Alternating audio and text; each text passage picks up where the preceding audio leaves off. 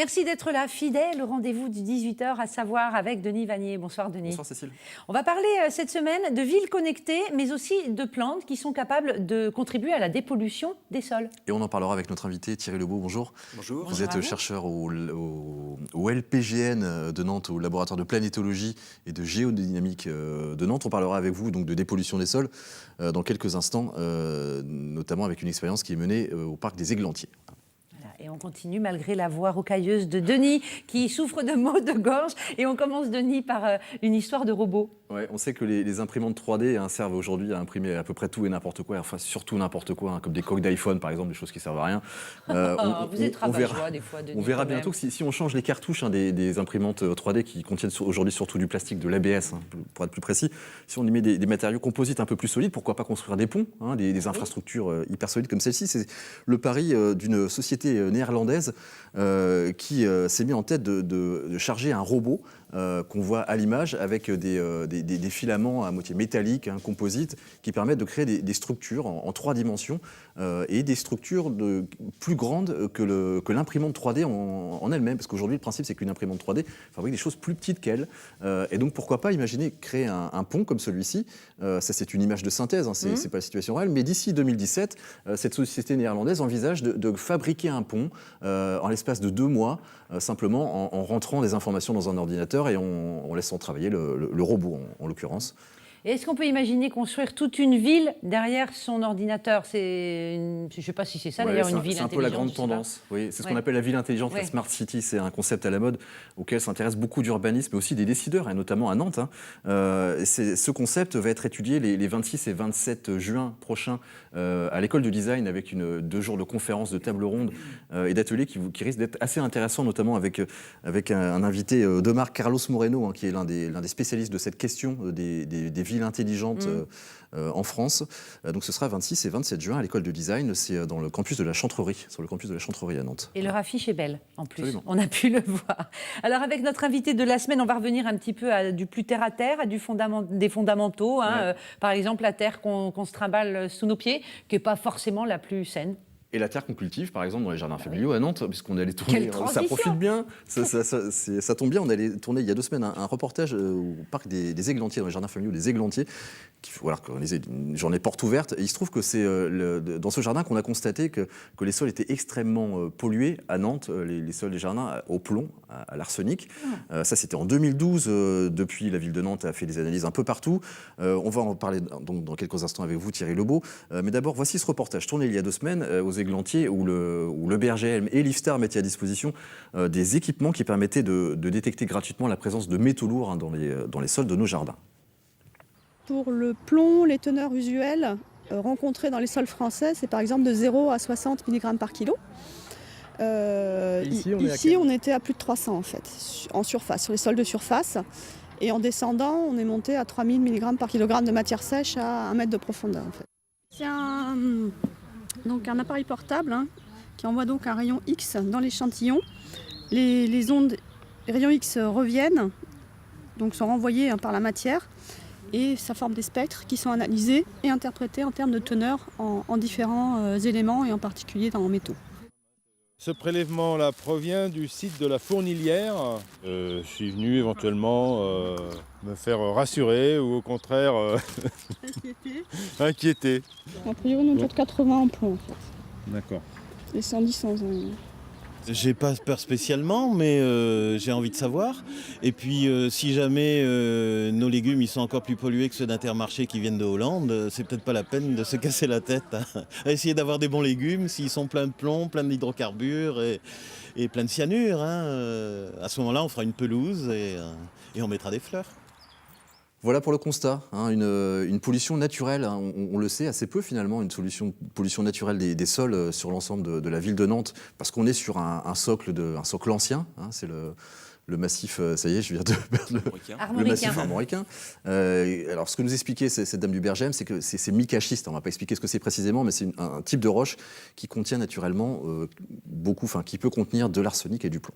Et là on va préciser qu'on était au nord de Nantes, dans les quartiers nord. Dans les quartiers nord, les exact. jardins familiaux, absolument. Voilà. Première question, cette pollution, ce plomb par exemple, cet arsenic, comment il fait pour remonter dans les plantes et est-ce qu'on doit s'en inquiéter quand on cultive des carottes par exemple ? Alors, toute plante absorbe de l'eau et evapotranspire ensuite de l'eau. Donc elle absorbe des éléments minéraux, de l'azote, du phosphore, du potassium. Mais elle est capable aussi, malheureusement, on peut dire, d'absorber des métaux et des métaux lourds comme le plomb. Alors les plantes ne sont pas toutes sur le même pied d'égalité, hein. Certaines accumulent de fortes quantités de plomb, d'autres n'absorbent rien du tout. Je prends un exemple, hein, la tomate, ou souvent les légumes fruits, on peut dire de manière générale, n'absorbent pas le plomb, y compris sur un sol pollué au plomb. Alors lesquels absorbent? Alors, Pour qu'on lesquels aille au bout absorbent du truc. qu'on aille au bout. Bon, des analyses qu'on a pu réaliser sur le terrain, le poireau est à déconseiller, la betterave aussi, les carottes, d'ailleurs qui est une plante assez bio-indicatrice. Plus vous êtes de plomb dans le sol, plus il y a de plomb dans les carottes. Ok. Légumes racines à éviter. Près de la moitié des jardins familiaux de la ville de Nantes sont touchés par cette pollution qui peut être d'origine naturelle, mais aussi parfois d'origine humaine. Oui, tout à fait. Alors, la moitié, je pense que c'est moins que cela.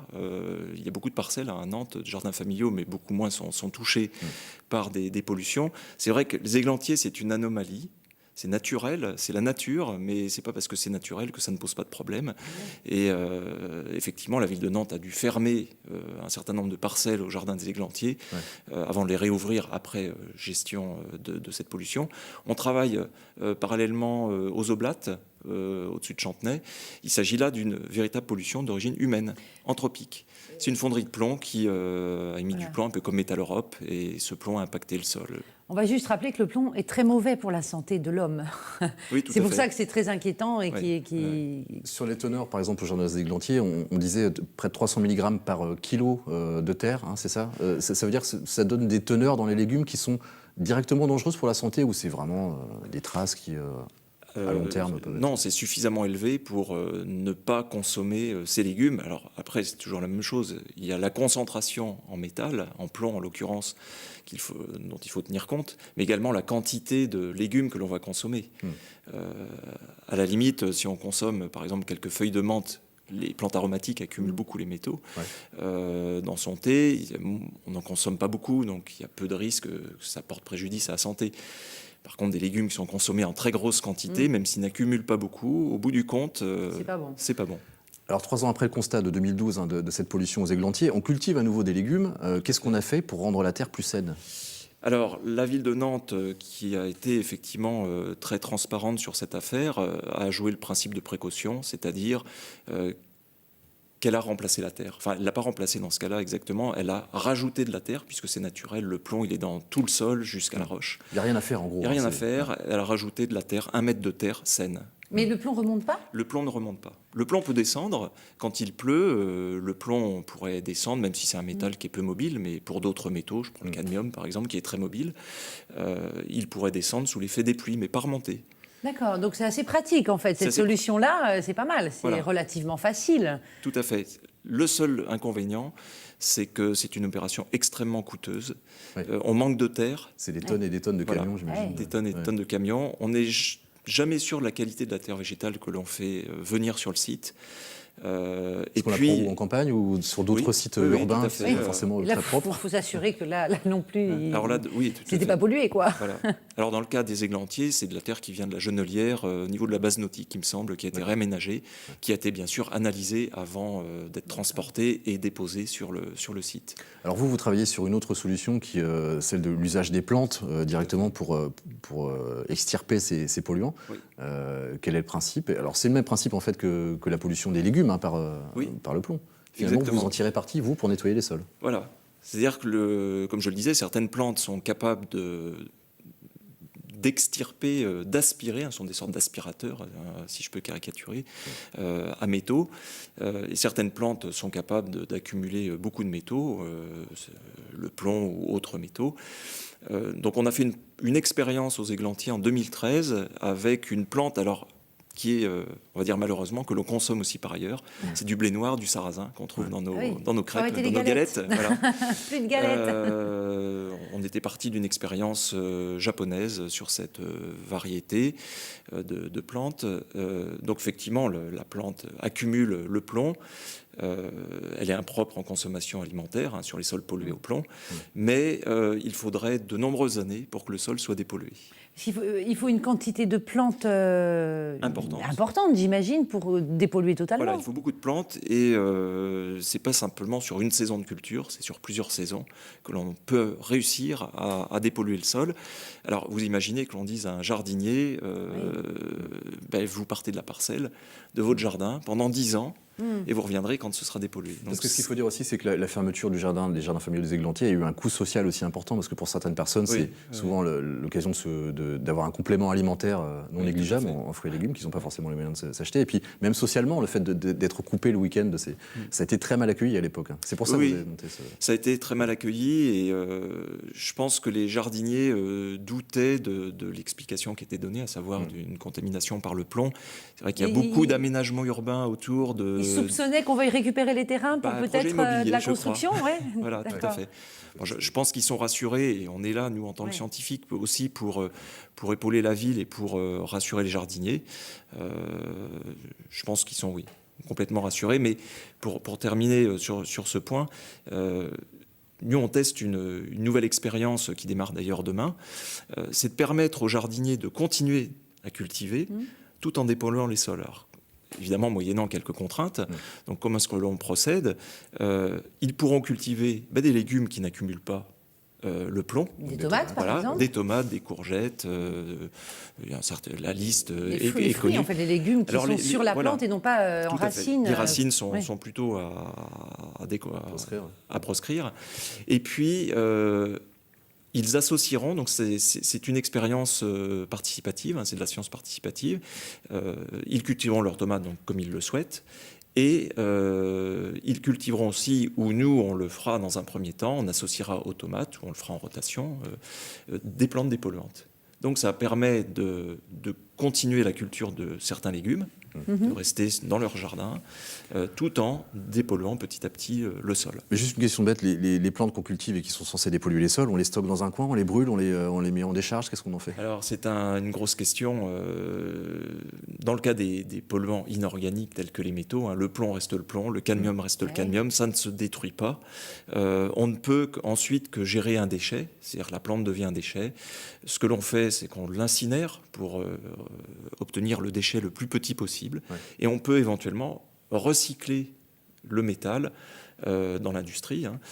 Donc des collègues de Nancy le font sur des pilotes expérimentaux avec du nickel. Mais c'est des quantités de plantes, non, qu'il faut pour pouvoir en retirer un peu de métal Oui, il faut quand même des quantités de plantes importantes, mais c'est des études économiques ont montré que ça pouvait être rentable. Un exemple, en Albanie, certains sols sont très riches en nickel. Ces sols ne sont pas suffisamment fertiles pour produire des grandes cultures tels que du blé. Et des agriculteurs ont changé leur mode de production. C'est-à-dire, au lieu de produire du blé, ils produisent des plantes hyper accumulatrices de nickel. Et ensuite, ce nickel est extrait de la plante.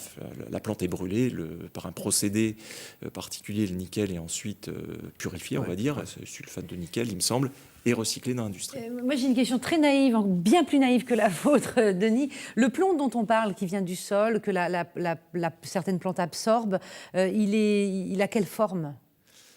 Il a quelle forme il est liquide, c'est quoi ce plomb? Parce que dans l'imaginaire... sous forme liquide, après il va être sous forme soluble, par exemple, dans l'eau, ou il va être fixé sous forme, ça peut être des particules plus ou moins grosses. C'est jamais du plomb pur. Et la plante ne le recrache pas dans l'air? Ça, c'est pas possible. C'est pour ça que je vous posais la question de la forme, pour comprendre que c'était pas volatile. C'est vrai que c'est une bonne question, parce que pour d'autres éléments, par exemple le mercure, certaines plantes sont capables de le volatiliser, ce mercure. Donc si on part je prends un exemple, 100 mètres carrés de sol pollué par du mercure, les plantes vont volatiliser ce mercure, et ce mercure va ensuite être dispersé dans l'atmosphère, retomber sur le sol, c'est sûr, mais peut-être sur un hectare de sol, donc être extrêmement dilué. Et dans le cas de l'arsenic, on a trouvé aussi des concentrations importantes aux églantiers? Alors, aux églantiers, il n'y avait pas de problème d'arsenic. Je ne me souviens plus exactement des résultats, on était peut-être sur quelques parcelles légèrement au-dessus du seuil, mais c'était vraiment un problème de plomb. Et l'arsenic se désagrège facilement à l'air libre? C'est le même problème que le plomb. L'arsenic reste l'arsenic. D'accord. Voilà. Il y a d'autres zones sur la ville de Nantes qui sont touchées. On pense à des zones qui ont un passé industriel. L'île de Nantes, par exemple, en fait partie. L'île de Nantes, c'est évident. Enfin, je ne connais pas toutes les études oui. sur l'île de Nantes, mais on connaît le passé industriel. Et clairement, il y a des métaux dans les sols. Alors, je dis que je ne connais pas bien, je connais un petit peu, puisque j'étais interpellé sur le jardin C de l'île de Nantes, à côté de Stéréolux. Donc, il y a sur cette parcelle de mémoire énormément de cuivre et je crois du plomb également, peut-être du chrome. Bon, c'est lié à l'activité à la fois navale et puis il y avait aussi des productions d'engrais. On peut d'ailleurs voir derrière Stéréolux quelques plantes qui sont chargées de dépolluer. Hein, les plantes, c'est sous forme expérimentale pour l'instant. Excusez-moi, on est au début de ce que l'on sait, de ce que les plantes peuvent nous aider dans la dépollution, par exemple. C'est un champ qui est encore vaste ? C'est un champ qui est vaste. D'autres pays sont plus avancés que nous, aux États-Unis, aux Pays-Bas. Pourquoi ça ne se développe pas ? Puisque derrière, ce n'est pas encore économiquement rentable. Et puis parce que je pense qu'on se permet encore de mettre en décharge des sols. La moitié des sols pollués sont quand même mis en décharge actuellement. Et on note aussi qu'on s'y intéresse beaucoup dans les milieux urbains, assez peu encore dans les milieux ruraux, où pourtant les taux de pollution sont aussi très importants. Alors, dans les milieux ruraux, on s'intéresse au sol. Je pense que les agriculteurs essaient de protéger leur sol et la fertilité des sols, c'est évident.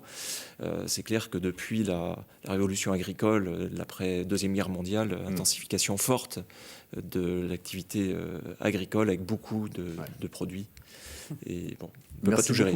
Merci beaucoup Thierry Lebeau d'avoir accepté notre invitation. Thierry Lebeau, merci Denis, à bientôt.